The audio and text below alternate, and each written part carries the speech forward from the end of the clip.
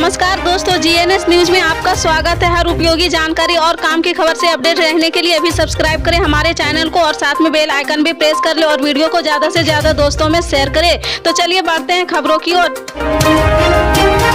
आपको बता दें, अगर सब कुछ ठीक रहा तो आम लोगों को पेट्रोल और डीजल की कीमतों में एक बार फिर राहत मिल सकती है। ये हम इसलिए कह रहे हैं क्योंकि भारत सरकार फ्यूल और टैक्स कम करने के मूड में है। अगर ऐसा होता है तो मई 2022 के बाद पहली बार होगा जब सरकार के किसी कदम की वजह से पेट्रोल और डीजल के दाम कम होंगे। न्यूज एजेंसी रॉयटर्स ने सूत्रों के हवाले से बताया कि मुद्रास्फीति पर कंट्रोल के लिए सरकार फ्यूल पर टैक्स कटौती कर सकती है। हालांकि एक सूत्र ने कहा कि फरवरी के मुद्रास्फीति के आंकड़े जारी होने के बाद ही कोई फैसला लिया जाएगा। आपको बता दें कि भारत की खुदरा मुद्रास्फीति की दर दिसंबर में 5.72% से बढ़कर जनवरी में 6.52% पर पहुंच गई है। यह रिजर्व बैंक के लक्ष्य से ज्यादा है।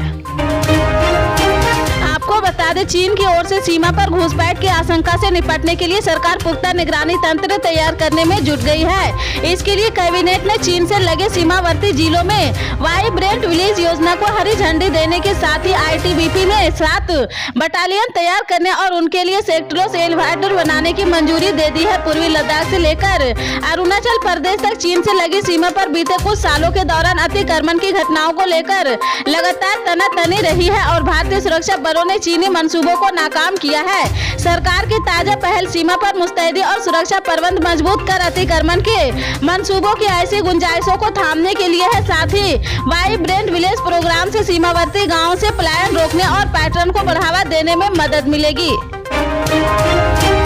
आपको बता दें, राष्ट्रीय लोकदल के राष्ट्रीय अध्यक्ष की कमान एक बार फिर से जयंत चौधरी को सौंप दी गई है। यूपी से बिहार जाटलैंड वाले राज्यों में जयंत चौधरी ने रालोद के विस्तार और 2024 के लोकसभा चुनाव में गठबंधन को लेकर अपना एजेंडा साफ कर दिया है। राजस्थान और हरियाणा जैसे राज्यों में उन्होंने चुनाव लड़ने के संकेत दिए तो यूपी में बीजेपी के साथ गठबंधन की संभावना से साफ इनकार कर दिया है और सपा के साथ मिलकर चुनावी मैदान में उतरने की हुंकार भर दी है। इस तरह से जयंत अब छोटे चौधरी से बड़े चौधरी बनने की दिशा में कदम आगे बढ़ा रहे। आरएलडी का राष्ट्रीय अधिवेशन मंगलवार को नई दिल्ली के कम्युनिकेशन क्लब में आयोजित किया गया है, जिसमें कई राज्यों के प्रतिनिधियों ने हिस्सा लिया है। आपको बता दें, आज हुई केंद्रीय कैबिनेट की बैठक में कई अहम फैसले लिए गए हैं। सेंट्रल मिनिस्टर अनुराग ठाकुर ने एक प्रेस ब्रीफिंग के दौरान फैसलों को लेकर जानकारी दी है। उन्होंने बताया कि सरकार ने देश में सहकारिता को मजबूत करने और इसकी पहुंच को बढ़ाने के लिए मंजूरी दे दी है। ठाकुर ने बताया कि सरकार ने अगले 5 सालों में करीब 2 लाख बहुउद्देशीय प्राथमिक कृषि ऋण समितियां, डेयरी और मत्स्य सहकारी समिति की स्थापना करने का लक्ष्य रखा है। आपको बता दें, पश्चिम बंगाल सरकार ने सरकारी कर्मियों को बड़ा तोहफा दिया है। वित्त राज्य मंत्री चंद्रिमा भट्टाचार्य ने बुधवार को विधानसभा में राज्य का बजट 2023 से 2024 पेश किया है। पश्चिम बंगाल सरकार ने सरकारी कर्मियों के लिए डीए में 3% की बढ़ोतरी की है। वित्त मंत्री ने 2023 से 2024 के लिए 3.39 लाख करोड़ रुपए का बजट पेश किया है। चंद्रिमा भट्टाचार्य ने बजट पेश करते हुए कहा कि वित्त वर्ष 2023 से 2024 में बंगाल की एजीडीपी 8.4%, उद्योग 7.8% की दर से बढ़ने का अनुमान है। आपको बता दें, अफ्रीकी देश इक्वेटोरियल गिनी में घातक मारबर्ग वायरस फैल गया है। यह मारबर्ग वायरस बहुत ही संक्रमण है और इबोला की तरह घातक है। विश्व स्वास्थ्य संगठन ने इस संक्रमण को देखते हुए अपनी निगरानी को तेज कर दिया। इस किलर वायरस की चपेट में आकर अब तक 9 लोगों की मौत हो चुकी है। WHO ने मंगलवार को एक आपातकालीन बैठक बुलाई है ताकि वैक्सीन और इसके इलाज को लेकर चर्चा की जा सके। WHO के अधिकारी चार्ल्स अमीर ने कहा कि इस क्षेत्र में निगरानी को बढ़ा दिया गया है।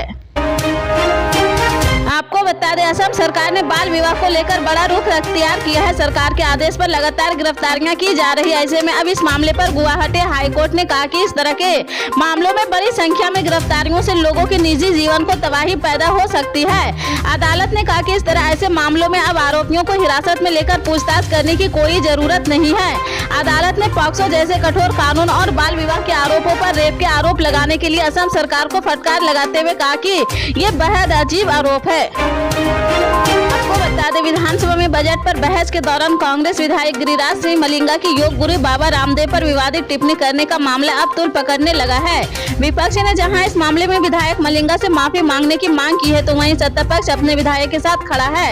इस मामले में विधानसभा उप मुख्य सचेतक महेंद्र चौधरी ने भी विधायक गिरिराज सिंह मलिंगा के बयान को जायजा ठहराया। दरअसल विधायक मलिंगा ने कहा था कि एक वो 1.25 आंख वाला बाबा था जो 30 रुपये में पेट्रोल डीजल बेचने का दावा करता था, अब उसका पता नहीं है कि कहां है। विधायक ने तंज कसते हुए कहा कि वो खुद का इलाज कर नहीं सका, पूरी जनता को बेवकूफ बना रहा कि ऐसे योग करो, ऐसे पेट फुलाओ या करो, ऐसे काम कर रहे हैं। महेंद्र चौधरी ने कहा कि बाबाओं को राजनीति से दूर रहना चाहिए। चौधरी ने आज विधानसभा के बाहर मीडिया से बातचीत करते हुए कहा कि सदन में बोलते बोलते कई बार इस तरह की बातें सामने आ जाती है।